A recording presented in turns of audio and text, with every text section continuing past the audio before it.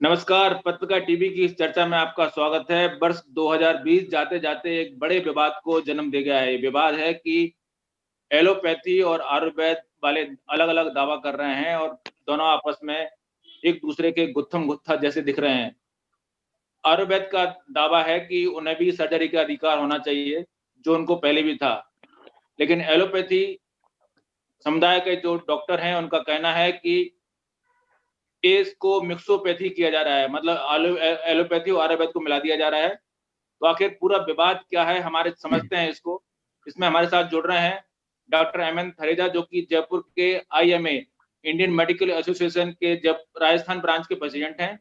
हमारे साथ हैं डॉक्टर कमलेश शर्मा, जो कि national institute of Ayurveda Jaipur के वो पूर्व प्रोफेसर हैं, विभाग अध्यक्ष हैं और साथ-साथ सेंट्रल काउंसिल ऑफ मेडिसिन के कार्यकारिणी परिषद के सदस्य भी हैं।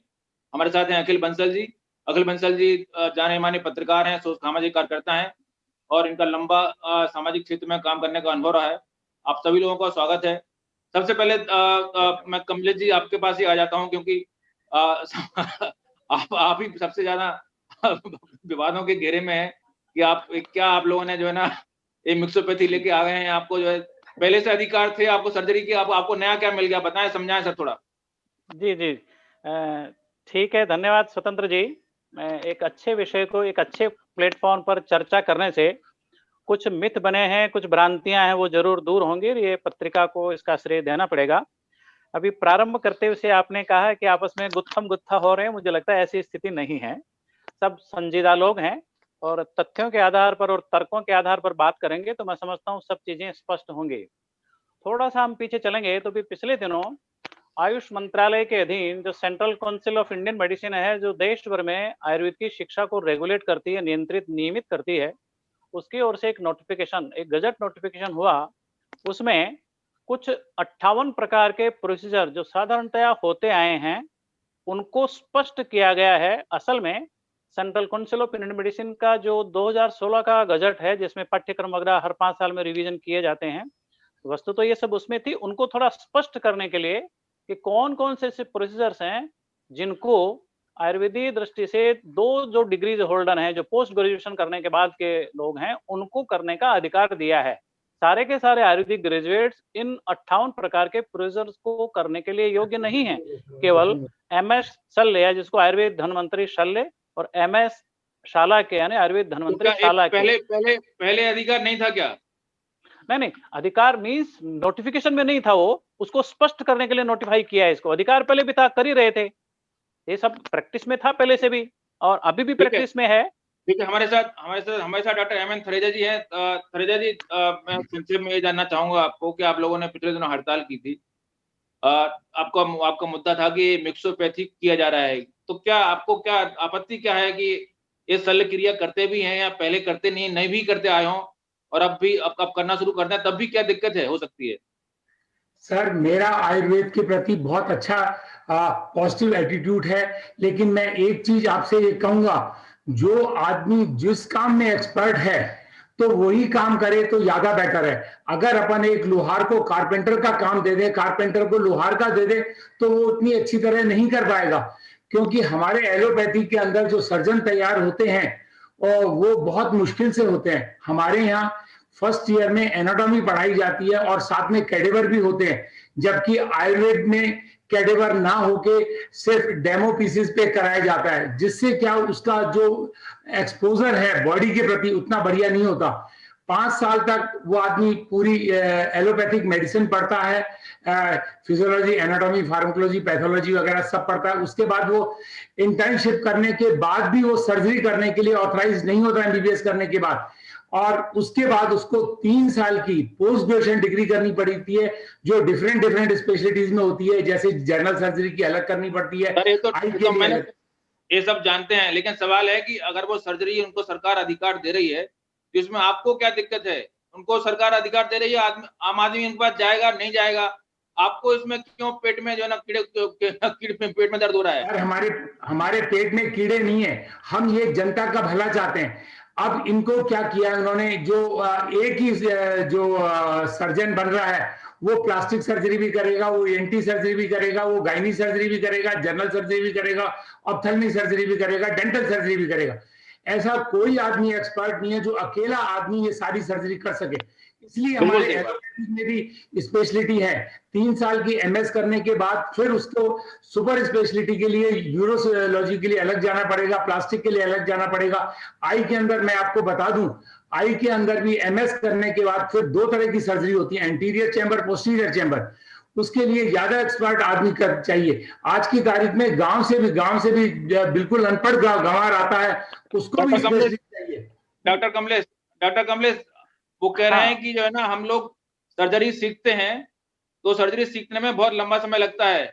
आपको क्या मैंने सुन लिया, मैंने सुना उनकी बात। मैं जरा स्पष्ट कर दूं, जिस प्रकार डॉक्टर साहब बता रहे हैं, तो हमारा क्यूरिकुलम अगर आप देखेंगे डॉक्टर साहब, तो पता चलेगा एनाटॉमी, फिजियोलॉजी और ये सामान्य सर्जरी स्नातक स्तर पर पढ़ाते हैं।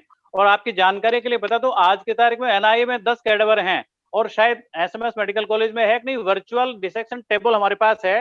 बाकी सारी मेडिकल कॉलेजेस में भी नहीं होगा, शायद होगा, अच्छी बात है, मुझे उसकी जानकारी नहीं है।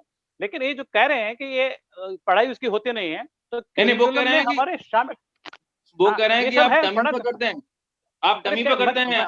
तो उसी का जवाब दिया ना, 10 कैडेवर आज की तारीख में मेरे पास हमारे इंस्टीट्यूट में है ऑलरेडी। नहीं, वो कह रहे हैं कि आप असली बॉडी पे नहीं करते क्रियाएं। वो कैडेवर यानी मृत शरीर ही है। कैडेवर का जो उन्होंने जिक्र किया वो हमारे डेड बॉडीज ही हैं। उनका कह रहा हूं मैं कि 10 डेड बॉडी आज की तारीख में है हमारे पास। तो ऐसा नहीं है। आपका क्या आशय था, थोड़ा बताएं, समझाएं। उनका पूरा जवाब दे दूं मैं। उन्होंने कहा कि ये जो जिस पढ़ाई की जिक्र उन्होंने किया, स्नातक स्तर पर ये भी नहीं करते। और डॉक्टर साहब ने अगर वो नोटिफिकेशन देखा होगा, तो मोर देन 300 प्रोसीजर्स का, 300 से ज्यादा प्रोसीजर्स का उल्लेख सुश्रुत संहिता में है। अभी काउंसिल ने तो केवल प्राथमिक स्तर के 58 प्रोसीजर्स को परमिट किया है, जो बिल्कुल सामान्य सर्जरी के हैं। उसमें कोई बहुत ज्यादा स्पेशलाइजेशन की आवश्यकता नहीं है। और उसमें भी 2 भाग बांटे हैं हमने।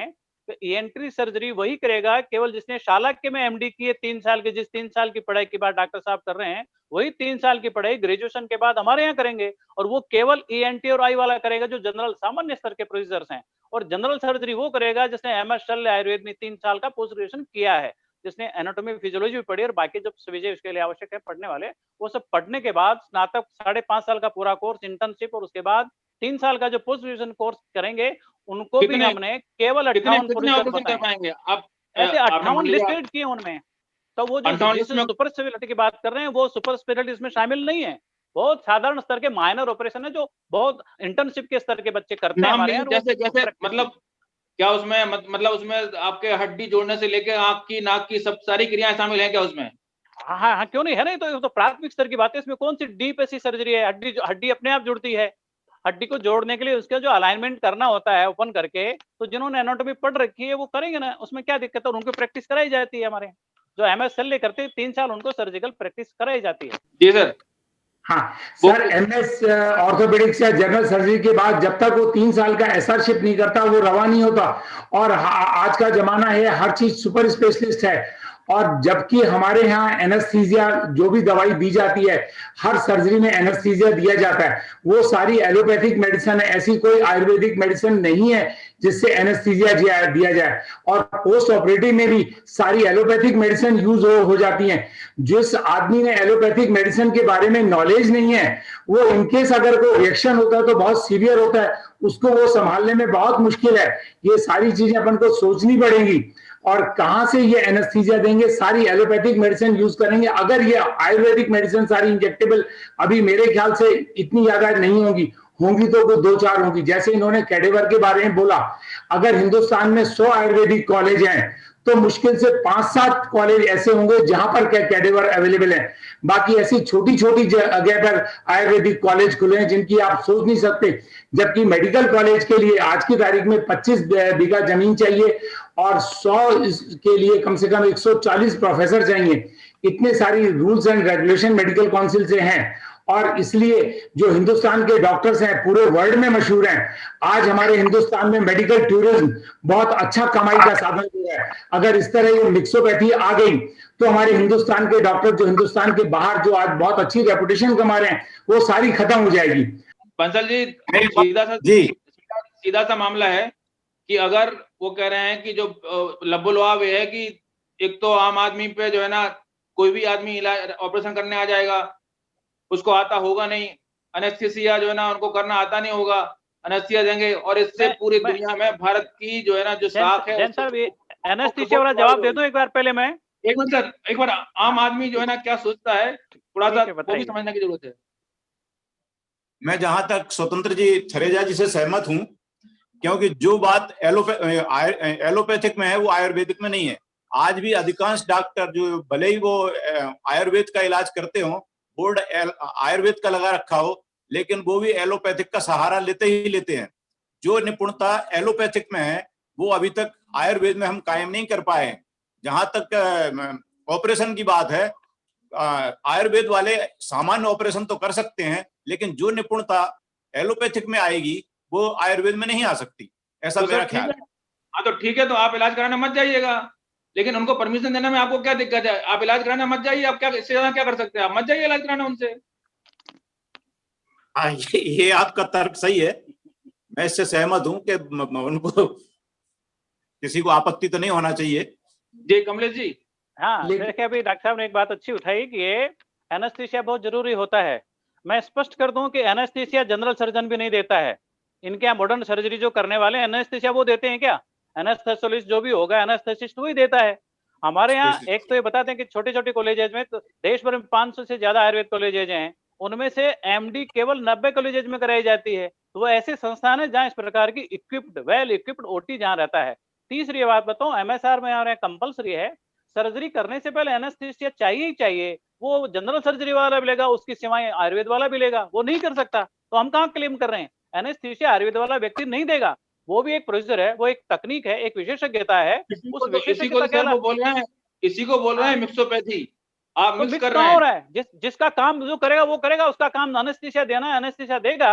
और ये जो तकनीक है, ये प्रोसीजर है, वो आयुर्वेद वाला जिसने ये दक्षता प्राप्त की है, कुशलता प्राप्त की है, वो करेगा। तो इसमें मिक्सोपैथी का वो आदमी आयुर्वेद का होगा कि एलोपैथी का होगा? अरे पैथी एनेस्थीसिया तो एनेस्थीसिया होता है। ये अब इनको जनरल सर्जन कोई भी एनेस्थीसिया नहीं देता ना, तो आयुर्वेद वाला भी नहीं देगा। तो एनेस्थेसियोलॉजिस्ट जो भी कोई एनेस्थीसिया में जिसने मास्टर डिग्री कर रखी है वो एनेस्थीसिया देता है। इनके यहाँ भी जनरल सर्जन जो कितना स्पेशलाइज्ड सर्जन हो वो भी एनेस्थीसिया नहीं देता है। एनेस्थीसिया देने वाली एक स्पष्ट एक सेपरेट विधा है। इसमें क्या होगा, हमारी गरीब जनता, जो हिंदुस्तान की गरीब जनता ठगी जाएगी, उसको ये पता नहीं पड़ेगा ये जिस डॉक्टर के पास मैं जा रहा हूँ एलोपैथिक है या आयुर्वेदिक है या होम्योपैथिक है। कल को होम्योपैथिक वाले भी ये कहेंगे कि साहब हमको सर्जरी दी जाए, और इलेक्ट्रोपैथी वाले भी कहेंगे हमें सर्जरी दी जाए, और हमारे देश का सत्यानाश हो जाएगा। ये जो हमारे डॉक्टर्स बाहर पूजे जाते हैं, आज वर्ल्ड के अंदर हिंदुस्तान के डॉक्टर्स की जो स्टेटस है वो सारा बिल्कुल खत्म हो जाएगा। जो मेडिकल टूरिज्म की अरबों खरबों रुपए की आमदन अपने इंडिया गवर्नमेंट को आ रही है वो भी खत्म हो जाएगी। वहां ये हो जाएगा कि वहां सारी मिक्सोपैथी है, वहां मत जाओ, बिल्कुल मत जाओ। आज हमारे हिंदुस्तान का स्टेटस बहुत हाई है मेडिकल टूरिज्म में, और जो भी ड्रग्स का ऑर्डर देता है वो सर्जन देता है।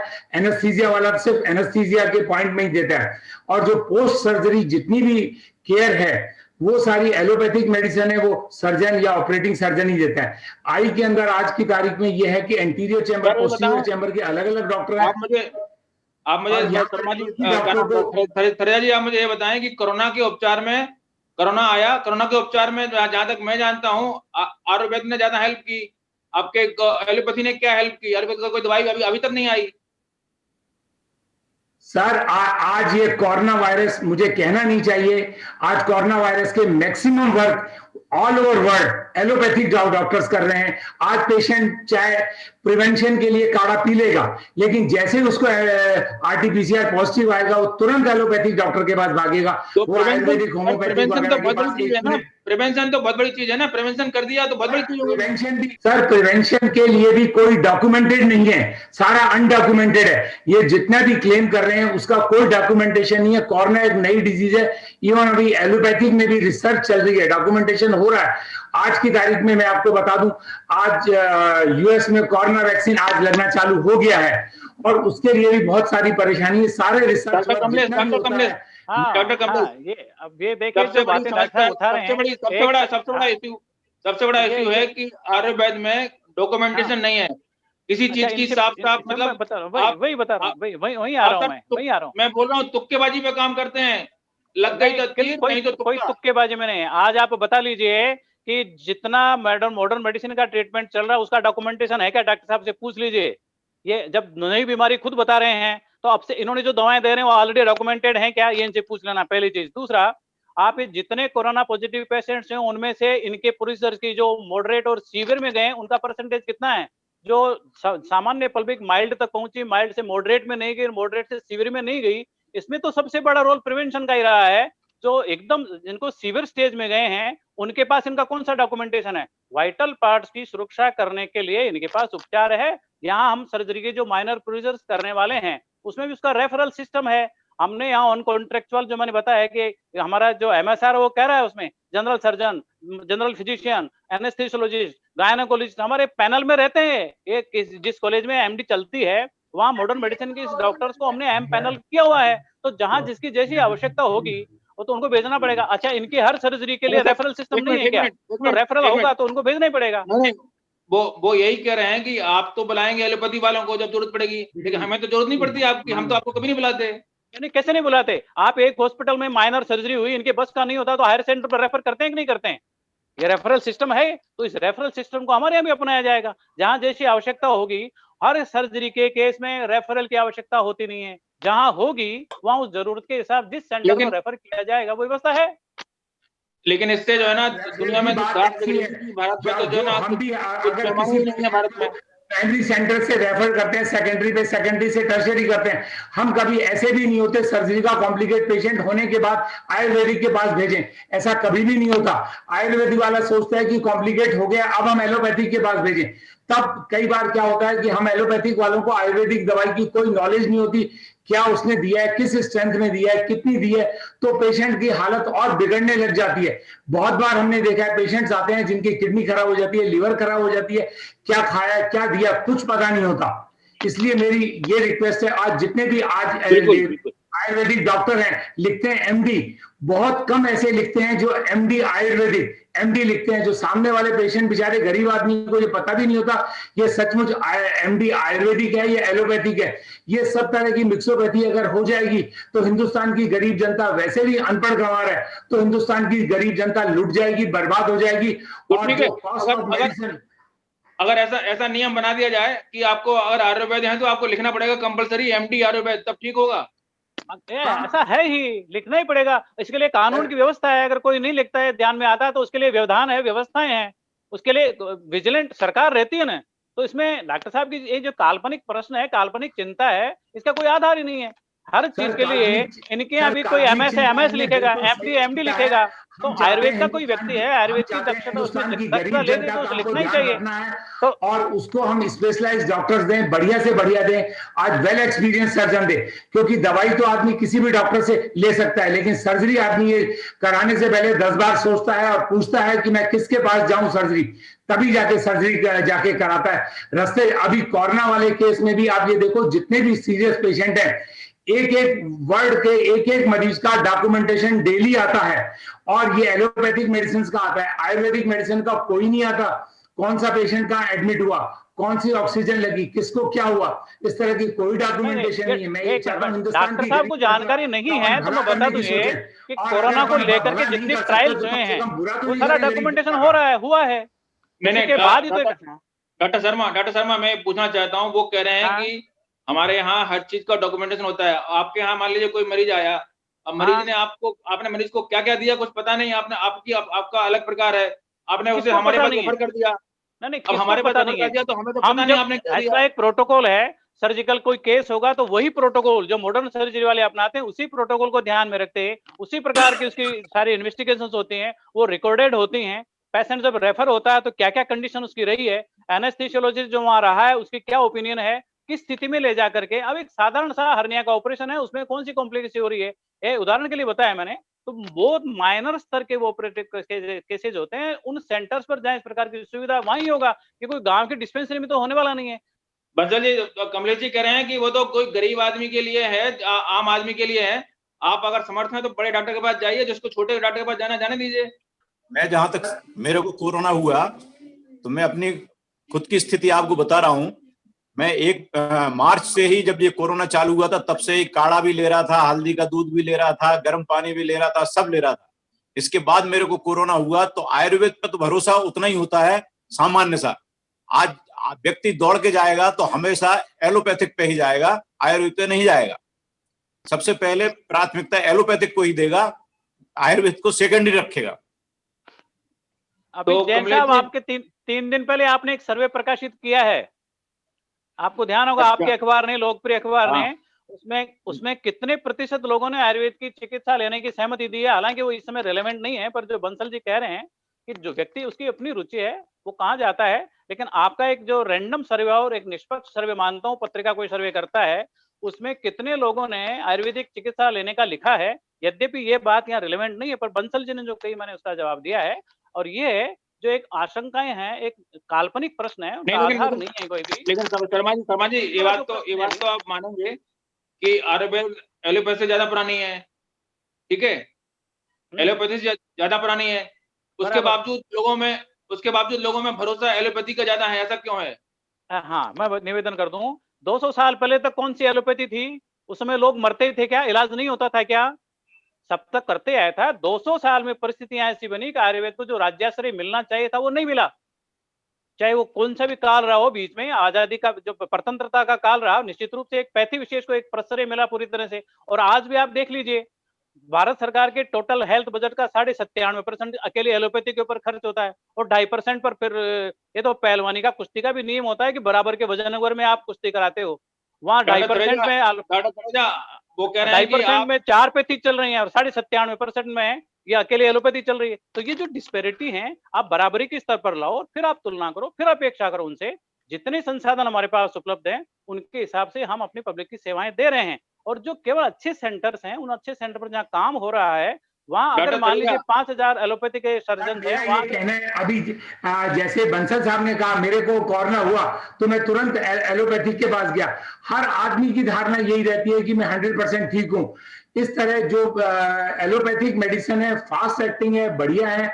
और सर्जरी में भी अगर सपोज करो सर्जन सर्जरी, शर्मा जी कह रहे हैं कि आप सिर्फ राजा का सपोर्ट मिला हुआ है आपको, इसलिए आप कूद रहे हैं, आप में खुद की अपनी दम नहीं है। सर, राजा का सपोर्ट नहीं है, आपको राजा का सपोर्ट मिला हुआ है। जो अपने बच्चे को अगर कोई डॉक्टर में भेजता है तो नीट एग्जामिनेशन में भेजता है, तो उसका पहला ये होता है कि एमबीबीएस में हो एडमिशन, ताकि वो आगे जाके सुपर स्पेशलिस्ट और सुपर स्पेशलिस्ट बने। कोई भी अगर जिसका एलोपैथिक में एमबीबीएस में नहीं होता, वही आगे आयुर्वेदिक और होम्योपैथिक और उसमें जाना चाहते हैं, क्योंकि इसमें एलोपैथिक में ब्राइट फ्यूचर है, आगे जाके स्पेशलिस्ट सुपर स्पेशलिस्ट बन सकता है और अपना सारा काम कर सकता है। इसलिए मेरा निवेदन यह है कि हिंदुस्तान में अगर मेडिकल एजुकेशन बरकरार रखनी है और स्टैंडर्ड मेंटेन करना है, जो आज तक हमारे हिंदुस्तान का मेंटेन्ड है, तो अपन सिर्फ एलोपैथिक को सर्जरी का वो दें। ठीक है, 200 साल पहले या 2000 साल पहले सर्जरी हुआ करती थी आयुर्वेदिक में, वो वर्षों से अब बंद हो गई है। अब वो रिवाइव होने में बहुत टाइम लगेगा, मैं मानता हूँ। अरे सर, तो आपको दिक्कत क्या है? अरे आपने कहा, बंसल जी कह रहे हैं कि हम उसके बाद जाएंगे जो हमें पसंद है, तो आप आम आदमी को छोड़ दीजिए ना, आप विरोध क्यों कर रहे हैं? आम आदमी को फैसला करने दीजिए। सर, आम आदमी को जब ये पता पड़ेगा कि ये आदमी 5 साल एमबीबीएस, 3 साल एमएस और 3 साल एसआरशिप, 11 साल की पढ़ाई पढ़ा हुआ है, और दूसरा आदमी 11 उसमें पढ़ा हुआ है, क्या बोलते हैं 7 साल की पढ़ाई पढ़ा हुआ है, तो आम आदमी को जब सारी चीज क्लियर होगी तो 11 साल वाले के पास जाएगा। मैं एक बार तो उसे जानने दीजिए ना, वो आपके पास, ठीक है, तो इनको अधिकार मिलने से क्या होगा? आदमी आएगा नहीं अपने पास, अपने आप ही नहीं। आम आदमी को पता ही नहीं पड़ेगा कि मैं कहाँ जा रहा हूँ, कहाँ नहीं जा रहा, वो सब उसको एमएस नजर आएंगे। इसलिए बढ़िया, ये देश का भला चाहते हैं अपन, और देश का भला चाहते हैं, गरीब आदमी का भला चाहते हैं, तो सिर्फ एलोपैथिक में सर्जरी का रहने दे, इनको मिक्सोपैथी का देने से कोई फायदा नहीं है। और फिर इनके और राजस्थान मेडिकल काउंसिल, जो हर स्टेट की मेडिकल काउंसिल है, वो भी रजिस्टर इनको नहीं करेगी शायद, मेरे ख्याल से। और इनको पढ़ाने वाले भी जो होंगे वो एलोपैथिक वाले डॉक्टर्स होंगे, और जो अच्छे एलोपैथिक वाले डॉक्टर्स हैं वो आजकल अपनी प्रैक्टिस करके राजी हैं, रादर देन पढ़ाने के कोई राजी नहीं है। इसलिए जब तक गुरु अच्छा नहीं होगा, शर्मा जी, बुनियादी सवाल ये है कि आपको मान लीजिए राइट मिल भी गया तो फायदा क्या है, किसको फायदा होगा उससे? फायदा आम जनता को होगा, आम जनता को होगा कि डॉक्टर साहब खुद भी कह रहे हैं कि अच्छे डॉक्टर, और हमने तो डॉक्टर अच्छे ही होते हैं, इन्होंने कहा अच्छे डॉक्टर प्रैक्टिस करते हैं, बुरे डॉक्टर कहीं कुछ और करते होंगे, मुझे नहीं पता, नहीं अच्छे बुरे की परिभाषा डॉक्टर साहब से पूछिए। लेकिन अगर माइनर स्तर के जितनी सुविधाओं वाले ये तकनीक है, ये कोई पैथी नहीं है, ये बार बार कह रहा हूं मैं, सर्जरी किसी पैथी विशेष की बपौती नहीं है, पहली बात तो ये समझ लें। अगर तकनीक है, प्रोसीजर है, इनको अगर कुशलता दक्षता अगर सिखाई जाती है, इनके भी सर्जरी में कोई न कोई तो पहले आया होगा, वो सारा MSMCH था क्या जिसने किसी ने सर्जरी सिखाई होगी? हमारे बेसिक कंसेप्ट हमारे पास अवेलेबल है, जो सारा संसार मानता है कि आज सुश्रुत को फादर ऑफ सर्जरी माना जाता है, और उन्हीं प्रोसीजर्स को आज फॉलो किया जाता है। हम भी प्रैक्टिस कर रहे हैं, और 7 साल वाली बात कहां से आई? 5.5 साल का डिग्री कोर्स होता है, उसके बाद 3 साल का पोस्ट डिग्री कोर्स होता है, वो जो करेगा वो भी पर्टिकुलर उस एक स्ट्रीम में वही इस प्रकार के प्रोसीजर कर सकेगा। हाँ, सरकार ये करे कि ऐसा जहां जो करने वाला व्यक्ति उसकी डिग्री वहां लिखी रहनी चाहिए, इसमें कोई बात नहीं, तो सरकार विजिलेंट रहे, कानून अपना काम करेगा, इसके लिए काल्पनिक दर के आधार पर इसको अनावश्यक वेतनडा करने की कोई आवश्यकता नहीं होनी चाहिए। तो सरकार इसलिए है कि आज इतने सुपर स्पेशलिटी लोग कहां तक पहुंचे हुए हैं, अगर इनका 10-20 देश भर में कुल मिलाकर 500 लोग सर्जरी हमारे यहाँ निकल रहे हैं, तो इनकी लाखों की तादाद में 500 लोग अगर और कहीं व्यापक बढ़ाकर काम कर रहे हैं तो कौन सा बुरा होने वाला है? आज जितनी छवि इन लाखों लोगों ने बनाई है, 500 लोगों के कारण बिगड़ने वाली नहीं है। और हम फिर कह रहे हैं कि जो कुशल होगा, जिसके पास औपचारिक उपाधि डिग्री होगी, जिसने 3 साल पोस्ट डिग्री किया है, वो ये काम करने वाला है, और वो उतना ही करेगा जितना नोटिफाई किया, उससे ज्यादा करेगा भी नहीं। उससे अधिक हुआ तो वो माल प्रैक्टिस में माना जाएगा, उसके लिए कानून की व्यवस्थाएं हैं, रेफरल की अगर उसने विधान नहीं की। हाँ सर, तरेजा जी थोड़ी सी एक जानकारी लेना चाहूंगा। हाँ जी बोलिए सर बंसल। तरेजा जी, एलोपैथिक दवाइयों का सबसे बड़ा जो ड्रॉबैक है वो ये है कि उसके साइड इफेक्ट बहुत होते हैं, और आज भी कोरोना के साइड इफेक्ट के लिए डेली अखबार में कुछ ना कुछ आ रहा है। तो ये साइड इफेक्ट आयुर्वेद में कभी ऐसी बात चर्चा में नहीं आई कि उसके कोई साइड इफेक्ट होते हैं, ये एलोपैथिक में ही क्यों है और इसका क्या निदान? सर एक बंसल साहब मैं आपको निवेदन करूं, हमारे यहाँ पैथोलॉजी में एक सब्जेक्ट है, उसमें एक लिखा वर्च of law, for anything below the sun and about the earth can cause reaction, चाहे वो एलोपैथिक मेडिसिन हो, चाहे होम्योपैथिक मेडिसिन हो, चाहे आयुर्वेदिक मेडिसिन हो, जो भी चीज सूर्य के नीचे और पृथ्वी के ऊपर है उससे रिएक्शन हो सकता है। इवन गुलाब के फूल से बहुतों को रिएक्शन देखा है, आपने देखा house dust might say reaction होता है, पोलन ग्रेन से रिएक्शन होता है, वो क्या सब एलोपैथिक मेडिसिन है? नहीं। इसलिए रिएक्शन तो किसी से किसी को चीज के हो सकता है, ये अपन को फंडामेंटल दिमाग से निकाल देना चाहिए। आयुर्वेदिक दवाई से रिएक्शन नहीं होता, उससे भी रिएक्शन होता है। एलोपैथिक दवाइयों में तो हर चीज की मात्रा लिखी रहती है, इस कैप्सूल में इतनी मात्रा है, तो अपन को ये पता पड़ जाता है इसके रिएक्शन हुआ तो इसकी अब ये दवाई उस हिसाब से देनी है। और जबकि आयुर्वेदिक में भी लिखा तो रहता है, लेकिन उसके बाद जो रिएक्शन की मेडिसिन है वो सब एलोपैथी की यूज करते हैं। थरेजा जी, का नाम शर्मा जी, वो कह रहे हैं कि आपकी दवाइयां रिएक्शन करती हैं, आपको गलतफहमी है कि रिएक्शन नहीं करती? नहीं, ये हम भी नहीं कहते कि आयुर्वेद की दवाएं रिएक्शन नहीं करती हैं। मैं तो ये कहता हूँ, जैसे डॉक्टर साहब ने कहा कि जमीन से ऊपर सूरज से नीचे सब रिएक्शन करते हैं, पर मेरा एक मानना है, घर में रोटी बनती है, वो रोटी भी रिएक्शन कर सकती है, अगर कच्ची बनी हुई है तो, ठीक से नहीं बनी हुई है तो, ज्यादा जल गई हो तो। इसलिए ये कोई आधार नहीं है रिएक्शन होने का, ये तो एक मिथ बना हुआ है कि आयुर्वेदिक दवाएं रिएक्शन तो ऐसा करती हैं कि जितना एलोपैथी भी नहीं करती हैं, पर एक उनकी मात्रा होती है। और एक सामान्य सिद्धांत है कि मात्रा से लिया गया जहर भी अमृत है, और मात्रा से ज्यादा लिया गया अमृत भी जहर है। तो हर चीज का एक प्रोसेसर होता है, उसकी एक मात्रा होती है, वो उसका इंडिकेशन कहाँ है, उसका कॉन्ट्राइंडिकेशन कहाँ है, उसका अनुपान क्या है, किसके साथ दी जाए, किस कंडीशन में दी जाए, इसका अपना एक शास्त्र है, उसका एक विधान है। उससे इतर, उससे भिन्न जाकर कोई भी कुछ करेगा तो वो रिएक्शन हो सकता है। डॉक्टर थरेजा, संक्षेप में बताएं कि अगर उन्हें परमिशन मिल जाती है तो आपको नुकसान क्या है?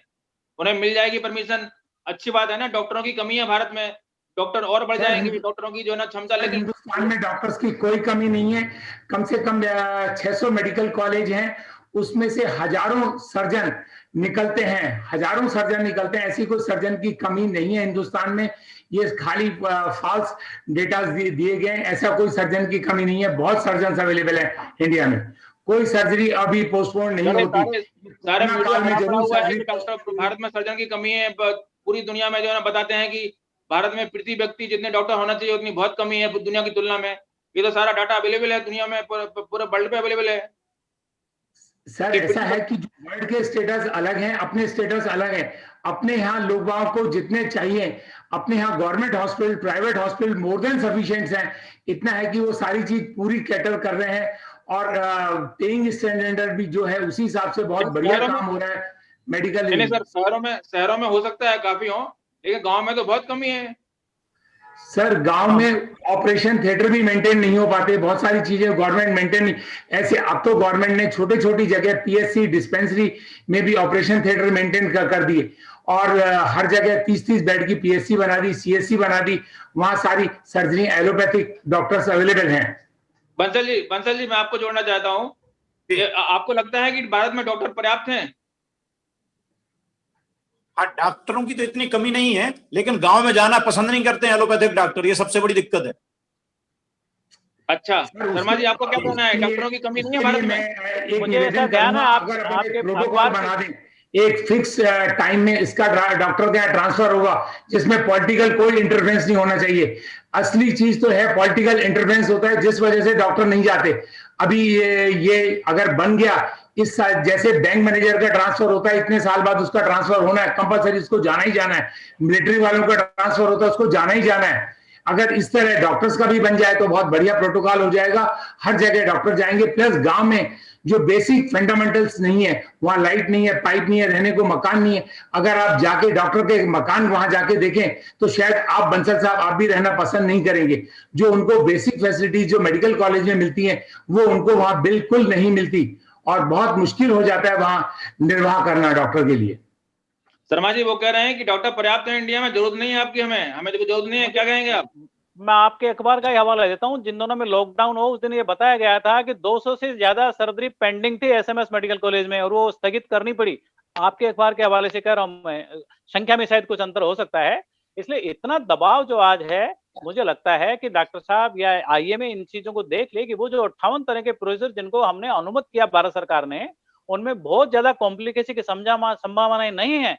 और अगर एलोपैथी के जो एडवांस सेंटर्स हैं उन पर दबाव कम होगा, आम आदमी को सुविधा आसानी से मिलेगी, कम खर्चे में होगा, व्यक्ति को निकट में सुलभ होगा, तो मुझे लगता है कि ऐसे हायर सेंटर्स के दबाव को कम करने के लिए भी जरा संवाद के साथ उन 58 प्रोसीजर्स को अगर आप देखेंगे ना, तो मुझे नहीं लगता कि उसमें बहुत ज्यादा कोई रेफरल की भी आवश्यकता पड़ती है। पर यदि है तो भी हायर सेंटर पर रेफर करेंगे। वहां मिक्सोपैथी तकनीक और प्रोसीजर्स की नहीं है। हम दवा के लिए हम भी नहीं कह रहे, हम भी नहीं चाहते कि एक आयुर्वेद का ग्रेजुएट को एलोपैथिक दवा ले, हम इसको प्रश्रय नहीं देते, हम इसको डिस्करेज करते हैं, हम भी इसको हतोत्साहित करते हैं, ऐसा ही होना चाहिए। लेकिन सर्जरी एक तकनीक है, एक प्रोसीजर है, एनेस्थीसिया वाला उसको एनेस्थीसिया देगा, उसको लोकल देना है कि जनरल देना है वो तय करेगा। उसके बाद संभावित कॉम्प्लिकेशन क्या हो सकती हैं वो एनेस्थीसिया वाला देखेगा, उसकी राय के ऊपर वहां जरूरत पड़ी तो हायर सेंटर बेस को समाधान किया जा सकता है। इसलिए कि काल्पनिक भय के आधार पर एक जनता को जो सुविधा मिल सकती है उसको मिलनी चाहिए, इसमें मुझे नहीं लगता कि कोई बाधा होनी चाहिए। खरेजा जी, आखिर जो है ना दो पैथी आपस में संवाद करें, आपस में बात करें, इसमें नुकसान क्या है?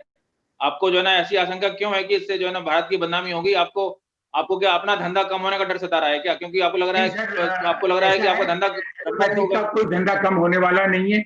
बेसिकली क्या है, कोई भी मिक्सोपैथी अगर अपन यूज करते हैं that is not ethical. We should use only one pathy, चाहे तो हम एलोपैथी यूज करें, आयुर्वेदिक यूज करें, होम्योपैथिक यूज करें।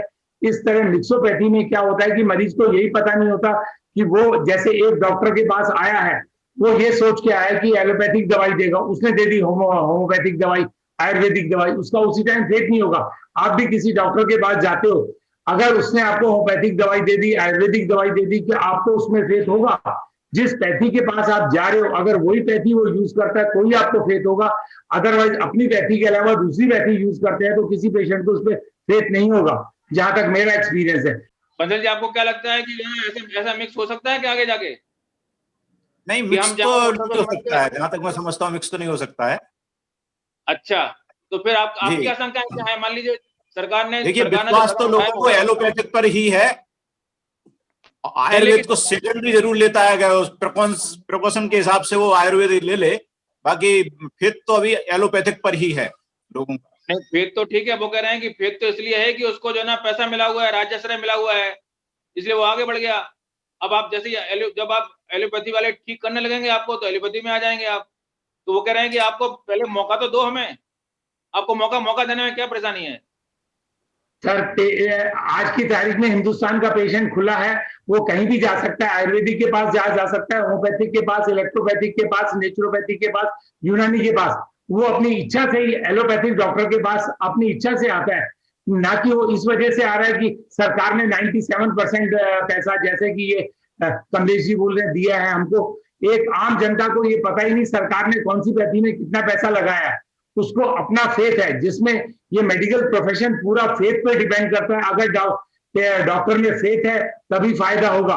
अंग्रेजी में एक कहावत है, I treat and he cures, God के लिए, मतलब गॉड के लिए कहता है। अगर पेशेंट को फेथ नहीं है तो पेशेंट कभी ठीक नहीं होगा, ये मेरा कहना है। चाहे कोई सी पैथी ले, सबसे पहले faith is a must. Sharma ji वो कह रहे हैं कि आप पे भरोसा ही नहीं है, तो आप फिर क्यों आप चाहते हैं कि भरोसा आप जबरदस्ती जीतना, सरकार के जो है ना सपोर्ट के दम पे क्यों भरोसा जीतना चाहते हैं? ये तो अगर आप अपने आप से पूछ लीजिए जैन साहब, ये भरोसा नहीं होता तो 65% आयुर्वेद की चिकित्सा लेने वाला सर्वे आपने जो किया वो हमने तो नहीं किया है, पहली चीज। दूसरी चीज, ये भरोसे वाली बात तो पक्की है, जिसको जिसका भरोसा होगा वो जाएगा। आपकी जो आशंका है, बार बार ये जो दोहरा रहे हैं कि मिक्सोपैथी, मेरा एक कहना है कि मिक्सोपैथी दवा के स्तर पर तो हो सकती है, तकनीक और प्रोसीजर ये किसी पैथिक की बपोती नहीं है। मैं बार बार कह रहा हूँ, ये अगर कोई कुशल व्यक्ति है, दक्ष है, उसने प्रैक्टिस की है, 3 साल की डिग्री ली है और उसमें वो कुशल काम कर सकता है, तो मुझे नहीं लगता इसमें भारत सरकार ने जो अनुमति दी है उसमें किसी को बाधा होनी चाहिए, नहीं होनी चाहिए। अगर हाँ, ये जो कहा था कि ये अगर वो आयुर्वेद का ग्रेजुएट, पोस्ट ग्रेजुएट फिर वहां एलोपैथिक चिकित्सा काम में लेता है, ये कानून संगत नहीं है, तो उसके लिए हम भी कह रहे हैं उसकी जरूरत नहीं है वहां। तो जहां पर आयुर्वेदिक दवाओं के माध्यम से ऐसा हो सकता है वहां तो करने दीजिए। जहां लगेगा ऐसा है कि यहाँ एलोपैथिक दवा का क्षेत्र आ रहा है तो रेफर करेगा, और नहीं करेगा तो माल प्रैक्टिस में जेल में जाएगा। इसमें आपको क्या दिक्कत है? इसके लिए ये जो नोटिफिकेशन हुआ है इसमें सारे प्रोविजंस भी हैं। लेकिन तो शर्मा जी मैं ये बात समझना चाहता हूँ कि आपने खुद माना है कि पहले सर्जरी का अधिकार था, तो सरकार ने अब आपको कोई नया क्या दे दिया? थोड़ा समझाएं विस्तार से, ऐसा नया क्या हो गया? इतना है कि उनको नोमेनक्लेचर स्पष्ट कर दिया। पहले क्या था, वो स्पष्ट नहीं होने के कारण बहुत से आयुर्वेदिक पोस्ट ग्रेजुएट्स भी अनेक प्रकार की डीप सर्जरी में आगे बढ़ सकते थे। उनको एक बार चेक करने के लिए, भाई हाँ आपकी लिमिटेशन इतनी है, इतना आप करिए, इससे आपको आगे लगता तो रेफर करिए। तो इसको थोड़ा स्पष्ट किया है, अदरवाइज कर तो रहे थे, लेकिन एक ही प्रोसीजर में थोड़ा और एक्सपर्टाइज की आवश्यकता यदि होती है, वहां भी कोई आयुर्वेदिक सल्ले का पोस्ट ग्रेजुएट न बढ़ जाए, उसको स्पष्ट करने के लिए भाई यहाँ बियॉन्ड द लिमिट आगे न जाइए, यहाँ तक आपकी लिमिट है, ऐसे 58 प्रोसीजर्स आप करिए, ताकि ये जो डॉक्टर साहब की आशंका है उसी को निर्मूल करने के लिए तो मिनिस्ट्री ने सब किया है। तो अगर पहले से कर रहे थे तो आप मुझे नाम बताएं कि कोई विख्यात सर्जन हुआ हो आयुर्वेद में, अगर पहले सर्जन कौन सा हुआ है? ये मैं बता रहा हूँ ना, आज भी एनोरेक्टल डिजीज में जो आयुर्वेदिक सर्जरी क्षार सूत्र से की जाती है, वो ये भी मानते हैं वो गोल्डन स्टैंडर्ड मानी जाती है। डॉक्टर साहब को पता ही होगा, ऑल इंडिया इंस्टीट्यूट में वो हो रही है, उन्होंने यूनिट खोली इसके लिए। तो ये मानता हूँ कि एनोरेक्टल डिजीज में आयुर्वेदिक सर्जरी जो हो रही है वो गोल्डन स्टैंडर्ड है। और ऐसे माइनर सर्जरी बहुत से मेरे इंस्टीट्यूट में आप देखेंगे तो वो करते हैं, वहाँ माइनर से फ्रैक्चर हमारे ठीक हो रहे हैं, हर्निया है, हाइड्रोसिल है, अपेंडिक्स है, ऐसे हमारे हो रहे हैं, अनेक हो रहे हैं। और एसएमएस मेडिकल कॉलेज के या किसी भी दूसरे प्राइवेट उससे बहुत सस्ते में हो रहे हैं। आज तक तो ऐसी कोई कॉम्प्लिकेशन हमारे आई नहीं, आती भी है तो जनरल सर्जन हमने ऑन कॉल बुला कर रखे हुए हैं, वो अगर एडवाइज करते हैं तो वहाँ, अदरवाइज हम हायर सेंटर पर रेफर करते हैं। तो ये तो होता ही है, पीएससी से सीएससी से आगे रेफरल सेंटर्स पर भेजने की एक परंपरा प्रथा होती है, उसका एक प्रोटोकॉल है। तो इसमें मुझे लगता है कि अनावश्यक डर और पैनिक, तो मतलब आपका मतलब है कि आयुर्वेद वाले पीएससी के रूप में काम करेंगे? नहीं, पीएससी के रूप में जो सेंटर है जहां पर, भाई ये मैंने कहा ना कि जहां मेडिकल कॉलेज आयुर्वेद कॉलेजेज हैं, उन कॉलेजेस से दीक्षित किए हुए जो लोग हैं जिनके पास प्रकार की डिग्री है, वही लोग ये सब काम कर पाएंगे। और वहां उनके पास ऐसा फंक्शनिंग ओटी होगा जहां ये कर सकते हैं। उसका एक प्रोटोकॉल है, ओटी मेंटेन कैसे करना है, क्या क्या बेसिक इक्विपमेंट्स उसमें चाहिए होते हैं, वो सब जहां होगा वही व्यक्ति करेगा ना, हर व्यक्ति कोई नहीं करेगा। ये हर साल एमडी करने वाली 14 स्ट्रीम्स में होती नहीं करेंगे। 14 स्ट्रीम्स में से केवल 2 ऐसी स्ट्रीम है जिनको इसके लिए परमिट किया गया है। उनको अभ्यास होगा, वो कुशल होंगे, दक्ष होंगे, उसके बाद ही वो कर पाएंगे, वो जहां सुविधाएं होंगी वहां कर पाएंगे। तो छोटे सेंटर्स पर भी, तहसील हेडक्वार्टर्स पर भी अगर इस प्रकार की सुविधाएं कोई व्यक्ति जुटाता है और इस सारे प्रोटोकॉल का पालन करता है, तो फिर इस प्रकार की 58 तरह की सर्जरी वो कर सकता है। ऐसी अनुमति भारत सरकार ने दी है। थरेजा जी बिल्कुल साफ है कि सरकार ने बहुत सावधानी के साथ अनुमति दी है और स्पष्ट कर दिया है कि क्या कर पाएंगे क्या नहीं कर पाएंगे। मतलब सरकार ने उनका दायरा बांध दिया है, ना कि उनको खोल दिया। तो इसमें आपको समस्या कहाँ आ रही है? अगर कुछ लोग और सर्जरी करते हैं और लोग उनके पास जाते हैं तो समस्या कहाँ है आपकी? जो ना समस्या का मूल कहाँ है? सर 2014 में इनको ये परमिशन दी थी, उसके बाद दिल्ली हाई कोर्ट में इसकी रिट लगाई गई, उसमें आयुर्वेद को सर्जरी के लिए मतलब खारिज कर दिया गया था। अब ये दोबारा इन्होंने लगाई है और अभी हम आईएमए वाले हाई कोर्ट और सुप्रीम कोर्ट में इसके खिलाफ जा रहे हैं। देखो वहां क्या होता है, उम्मीद है हमें अच्छे रिजल्ट्स आएंगे। हम नहीं चाहते देश में मेडिकल प्रोफेशन का सत्यानाश हो जाए, और उसके लिए जो आज एक जना जो एमबीबीएस और एमएस करने के बाद भी वो इतनी बड़ी एमएस करने के बाद भी बढ़िया सर्जरी नहीं कर पाता, उसको 3 साल के लिए एसआरशिप के लिए जाना पड़ता है, जबकि इनके यहाँ ऐसा कोई प्रोसीजर नहीं है। वो एसआरशिप में जाएगा या नहीं जाएगा, सिर्फ तो वो भी हो जाएगा आगे जाके, करने तो दीजिए, आगे तो बढ़ने दीजिए उनको, क्या हो जाए वो भी हो जाएगा आगे। सर वो आगे जब होगा तो देखा जाएगा, तो जब ये सारा प्रोसीजर हो जाएगा उसके बाद ही अपन ये काम चालू करें। अपन ये सोचे कल ये हो जाएगा, उससे पहले अपन जो हजारों आदमी का लाखों आदमी का बुरा कर दें या और कोई गलत काम कर दें, तो ऐसा काम क्यों करें? आप जो बात कर रहे हैं वो सुपर स्पेशलिटी की बात है, वो कह रहे हैं सुपर स्पेशलिटी के हम ऑपरेशन कर नहीं रहे हैं हम। सर सुपर स्पेशलिटी की बात नहीं सर, एमएस जैसे जनरल सर्जरी के जाते हैं या एमएस ऑप्थेल्मी के जाते हैं, उसके बाद उसको 3 साल के एमएस करने के बाद उसको एसआरशिप करना आजकल मैंडेटरी है, और इनके यहाँ ऐसा कोई प्रोसीजर नहीं है। हमें आज के आने वाले टाइम में बहुत अच्छे सर्जन चाहिए। शर्मा जी वो कह रहे हैं कि आपने पूरी प्रक्रिया नहीं अपनाई है, प्रक्रिया अपनाए बिना ही आप जो ना सर्जरी करने के अधिकार मांग रहे हैं। जैन साहब, ये डॉक्टर साहब जिसकी बात कर रहे हैं, और जो ये 58 तरह की सर्जरी है, इनका केवल एमबीबीएस लेवल का व्यक्ति कर लेता है, नहीं तो करता है लेवल का व्यक्ति जो होता है। आपको बता दूं सर, एमबीबीएस लेवल वाले को किसी भी सर्जरी की परमिशन नहीं है, लीगली वो परमिटेबल नहीं है। कोर्ट ऑफ लॉ में जैसे ही जाते हैं तो सबसे पहले कंज्यूमर कोर्ट में ये पूछा जाता है, are you eligible to do this thing.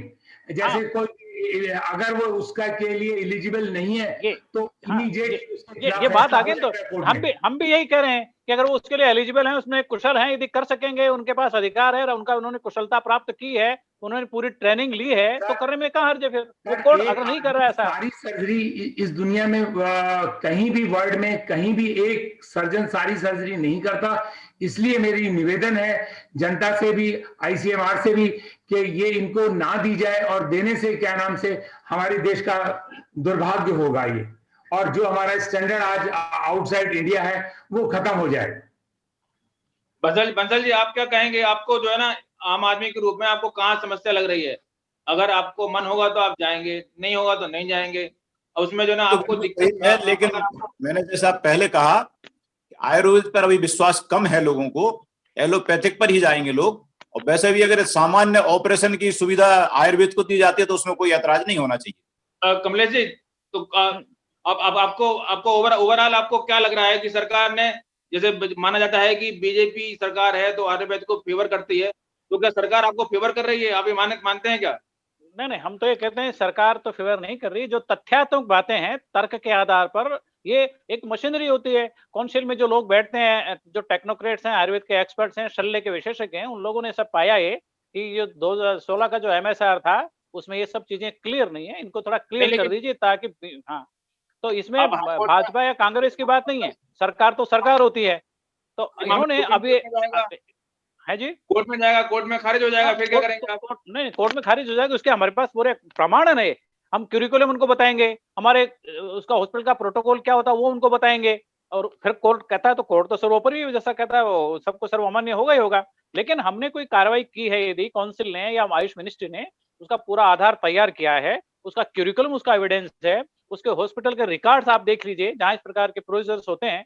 तो डॉक्टर साहब ने कभी देखा नहीं, इनको जानकारी हमारे यहाँ सिस्टम की है नहीं वहाँ, कि जहाँ इस प्रकार के प्रोटोकॉल का फॉलो होता है पूरी तरह से, जहाँ सर्जरी होती है तो उसी तर्ज पर जो इंटरनेशनली अप्रूव्ड है, इसी प्रकार के तरीके को, प्रोटोकॉल को अपनाया जाता है। उसके हिसाब से सर्जरी के हर स्टेज को डॉक्यूमेंटेड किया जाता है।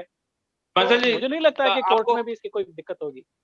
बंसल जी, क्या आपको ऐसा महसूस होता है कि पिछले दिनों आयुर्वेद की लोकप्रियता बढ़ी है? ऐसा कुछ महसूस होता है क्या?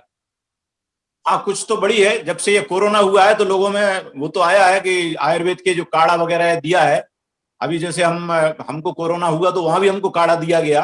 दवाई भले हमने एलोपैथिक की, लेकिन काढ़ा वहां भी दिया गया हमको डेली। अच्छा, डॉक्टर ने खुद दिया? जी बिल्कुल। वहाँ अलाउ था और दिन में एक बार काढ़ा दिया जाता था। देखिए थरेजा जी, बिल्कुल सामने बात आ गई है कि जो ना एलोपैथी वाले भी आयुर्वेद का सहारा लेते हैं, नंबर 1। नंबर 2, आपकी आयुर्वेद की लोकप्रियता बढ़ रही है और इसी से आप घबराए हुए हैं। मूल समस्या यही है क्या? सर, हम इससे घबराए हुए बिल्कुल नहीं है। आयुर्वेद की हम रिस्पेक्ट करते हैं, आयुर्वेद बहुत अच्छी पैथी है। लेकिन जहां तक ये सर्जरी का बात है, देखो कोई भी सर्जरी अगर अपन लेते हैं, छोटी से छोटी सर्जरी, वो कोई किसी भी कॉम्प्लिकेशन में जा सकती है। हमारे यहाँ एलोपैथिक में एब्डोमेन को मैजिक बॉक्स बोलते हैं। अभी तो ये भगवान की दया से सोनोग्राफी, सीटी स्कैन, एमआरआई ये आ चुकी हैं, ये सब एलोपैथिक की देन है। डायग्नोस्टिक जितनी भी फैसिलिटीज है सब एलोपैथिक में है। और मैजिक बॉक्स में एब्डोमेन में पहले क्या होता था, ऊपर से हमको कुछ नजर आता है, अंदर जाके खोलते हैं तो कुछ भी नजर आ सकता है। अगर हमारे सर्जन बहुत ज्यादा एक्सपर्ट्स हैं तो ही छोटी से छोटी सर्जरी कॉम्प्लिकेशन होके वहीं संभाल सकते हैं। अगर वो थोड़ा ही काम सीखा होते हैं तो उन सर्जन का हाथ पैर फूल जाते हैं और उसका एब्डोमेन बंद करके आगे सेंटर पे भेज देते हैं। और आगे सेंटर में पहुंचने में कई बार बहुत टाइम लग जाता है। और जरूरी नहीं है, आपने जैसे पेशेंट को अभी यहां से रेफर किया, 2 घंटे 3 घंटे बाद पेशेंट वहां पहुंचेगा। कौन सा कोई सीनियर सर्जन वहां बिल्कुल तैयार बैठा होगा, कौन सा कोई ओटी उनका बिल्कुल तैयार बैठा होगा। इस तरह death rates day by day बढ़ते जाएंगे, कॉम्प्लिकेशन बढ़ते जाएंगे। बड़ा मुद्दा उठाया कि आगे जाके इससे जो पैथी का टकराव है, वो पैथी का टकराव बढ़ सकता है। आपने आयुर्वेद मैं बता रहा हूँ, आयुर्वेद वाले ने शुरू किया, तो आप उपचार करके एलोपैथी वाले भेज दिया। एलोपैथी वाले कहेगा कि हमने तो भैया इसको, इन्होंने क्या किया हमें नहीं पता, हम इससे हाथ जोड़ते, हमें नहीं करना है काम। फिर आप कहेंगे वो मरीज भुगतेगा ना। फिर उसी को स्पष्ट कर रहा हूं मैंने पहले भी निवेदन किया ये कि ये जो कंडीशन जिसका जिक्र कर रहे हैं वो तो इनके भी किसी भी सेंटर पर पेशेंट को जाने में हो सकता है। वो केवल आयुर्वेद के किए हुए में ही हो ऐसा आवश्यक नहीं है। और फिर हम कह रहे हैं कि एनेस्थीसिया जिसने दिया है वो उसका पूरा डोजिंग लिखेगा कि इसको जनरल दिया है, लोकल दिया है, कितनी मात्रा में दिया है, क्या कॉम्प्लिकेशन आ रही है, उसको डॉक्यूमेंटेट करेगा वहां और करने के बाद हायर सेंटर पर भेजेगा। तो ये तो जो एक आशंका है कि उस व्यक्ति के लिए तो सर्जन अवेलेबल नहीं है और इनके यहाँ से लोअर सेंटर से हायर सेंटर पर जाएगा, उसके लिए उनका सर्जन अवेलेबल है। ये तो कोई बात नहीं हुई। एक्सीडेंट में होता है, 50 सेकंड चोट लगती है, उसके लिए सर्जन तैयार रहता है क्या पहले? तो ये एक निराधार है। और जो जिस एब्डोमेन की बात करें, मैं एक बार फिर से कह रहा हूं कि एक बार आईएमए के पदाधिकारी वो जो प्रोसीजर्स बताए गए हैं उनको बार देख लेते, पहली चीज। दूसरी चीज, बार बार कह रहे हैं कि एक स्पेशल विजय, हर सर्जरी का अलग अलग विशेषज्ञ होता है, हम मानते नहीं, एकदम प्राइमरी लेवल की सर्जरी है, पहली चीज। दूसरा, वहां भी 2 स्ट्रीम्स को अलाउ किया है, एक जनरल सर्जरी, एक ईएनटी की सर्जरी। तो ईएनटी से रिलेटेड जो व्यक्ति जिसने 3 साल अपनी कुशलता, दक्षता, अभ्यास किया है वही करेगा। सामान्य सर्जरी में ये हेड सर्जरी करने की या एब्डोमिनल को डीप सर्जरी करने का उसमें है ही नहीं कोई है। तो एक आशंका निराधार है, बिना जानकारियों के पर आधारित है, इसलिए उनको एक बार देखें। एकदम माइनर सर्जरी, साधारण स्तर की सर्जरी है और उसमें जो कुशल होगा, जिसने अभ्यास किया है, 5.5 साल का डिग्री कोर्स, उसके बाद 3 साल का जिसने पोस्ट ग्रेजुएशन किया है, उसी व्यक्ति को अधिकृत किया है। ऐसा है, मेरा ये कहना है। हाँ, कल्पना के आप लोगों को डरा रहे हैं, आप एक्चुअली लोगों को डरा रहे हैं कि जो ना कर नहीं पाएंगे, मत जाइए उनके पास। सर ऐसा है, सर्जरी एक प्रोसीजर ऐसा है, कोई भी सर्जरी सिंपल सर्जरी नहीं है। कोई सर्जरी कब क्या टर्न ले ले, कोई भी कुछ नहीं कह सकता। इसलिए जो सर्जन पूरा एक्सपर्ट नहीं है और अगर वो सर्जरी करता है तो कॉम्प्लिकेशन सारे पेशेंट को झेलने पड़ेंगे और उसका जो गरीब जनता ही भुगतेगी। मेरा ये निवेदन है सरकार से, इस तरह जो आदमी फुल्ली ट्रेंड नहीं हो उसको कोई चीज का अधिकार नहीं दिया जाए। अभी जैसे ड्राइविंग लाइसेंस है तो ड्राइविंग लाइसेंस उसी को दिया जाएगा जो आदमी ड्राइव करता है। एक आदमी जो आज स्कूटर चला रहा है उसको कल अपन ये कह दें कि इसको हवाई जहाज चलाने का लाइसेंस दे दिया जाए, तो आप भी उसमें सहमत होंगे क्या मेरे से? नहीं, आपकी बात सही है, लेकिन वो कह रहे हैं कि एक बार आप आगे तो बढ़ने दीजिए। कल्पनाओं के आधार पर लोगों को डरा क्यों रहे हैं? कल्पना के आधार पर मैं कल्पना के आधार पे नहीं डरा रहा, असलियत बता रहा हूं। जो कल प्रॉब्लम्स होने वाली है देश के साथ, उसको हम चाहते हैं कि देश के साथ प्रॉब्लम ना हो और इसमें ही देश का भला है और गरीब जनता का भला है और सबका भला है। इसमें डॉक्टर्स को, आईएमए एलोपैथी के डॉक्टर्स को कोई फर्क नहीं पड़ता, लेकिन हम सबको, अगर मैं आपको बता दूं, आज से करीबन 5-7 साल पहले कांग्रेस गवर्नमेंट या बीजेपी गवर्नमेंट, मुझे ध्यान नहीं, उन्होंने रूरल डॉक्टर के लिए सोचा था, रूरल डॉक्टर बनाने के लिए, और रूरल डॉक्टर के लिए वो रूरल डॉक्टर सिर्फ रूरल में ही जाके मरीज देखेगा, वो शहर में जिंदगी में नहीं आ सकता। वो सरकार का रूरल डॉक्टर वाला प्लान बिल्कुल फेल हो गया। अब सब जगह वो एलोपैथिक डॉक्टर जो 5 साल वाले ही काम कर रहे हैं। इस तरह का अगर ये एक बार बना दिया तो ये सारा सरकार का शायद वापस लेना पड़े, या इसके जब कॉम्प्लिकेशन बहुत ज्यादा हो जाए तब अपन इसको जागें। इसलिए जो चीज कॉम्प्लिकेशन होने हैं उसको पहले ही अगर अपन जाग जाए तो ज्यादा बढ़िया रहेगा। तो शर्मा जी फाइनल कमेंट दे दें, समय काफी हो गया, बिल्कुल हमारे पास समय बचा नहीं। कल्पना, हाँ, कल्पना अवश्यम भावी नहीं है, पहली बार कल्पना अवश्यम भावी नहीं है। आगे जाके वापस आने से अच्छा है कि पहले से समझ जाएं, पहले से सावधान हो जाएं। उसकी जरूरत नहीं पड़ेगी। इन्होंने भी जब सर्जरी शुरू की होगी, अब उसी स्टेज में रहे होंगे जिस स्टेज में आज हम हैं। इनको मौका मिलता गया, आगे से आगे बढ़ते गए। आज हम भी इस लेवल पर कर रहे हैं, तो एक लिमिट हमने बनाई है, एक भारत सरकार आयुष मंत्रालय ने, भाई इस लिमिट तक आप करिए, इसमें दक्षता कुशलता आएगी तो आगे बढ़ने की सोचेंगे। नहीं तो जितना कर रहे हैं, तो एक बार कम से कम ग्रास रूट लेवल पर एक अतिरिक्त सुविधा आम जन को इससे उपलब्ध होगी। और हमारे पास टैक्स है पूरा, उसका प्रोसीजर है, उसकी विधा है, उसका अभ्यास जब हो जाएगा, मौका मिलेगा करने का, तो ये एक जो काल्पनिक प्रश्न है, अन्यथा ये मिथ्या आशंकाएं हैं, इनमें आने की जरूरत नहीं है। किसी को भी डर हो तो एक बार प्रोसीजर को ठीक से देख ले। और यूं तो होने को तो कुछ भी हो जाए, एक टैबलेट छोटी देने से भी कुछ भी हो सकता है। तो हम करेंगे तो आशंका है, और एमएस कर रहा है कोई तो उसमें आशंका नहीं है, तो उसके साथ भी है। तो ये हम कह रहे हैं कि ऐसी स्थिति बनती भी है तो रेफरल का पूरा प्रोसीजर है। जो जिस विषय के विशेषज्ञ हैं उनका सहयोग, जहां एनेस्थीसिया का लेना होगा वहां एनेस्थीसिया का, मेडिसिन का सहयोग लेना होगा मेडिसिन का लेंगे। लेकिन हमारे यहाँ जो कुशल होकर निकल करके तैयारी के साथ पढ़ करके पूरा 3 साल का डिग्री कोर्स करके, पोस्ट डिग्री कोर्स करके आ रहे हैं, पत्रकार की चर्चा में आप लोगों का जोड़ने के लिए बहुत बहुत धन्यवाद जी। आप लोगों ने बहुत अपना अमूल्य समय दिया। तो फिलहाल अब पूरा मामला अब जनता की अदालत में है, जनता फैसला करेगी कि जो ना कौन से डॉक्टर आगे जाके क्या करेंगे। आप लोगों को बहुत बहुत धन्यवाद, नमस्कार।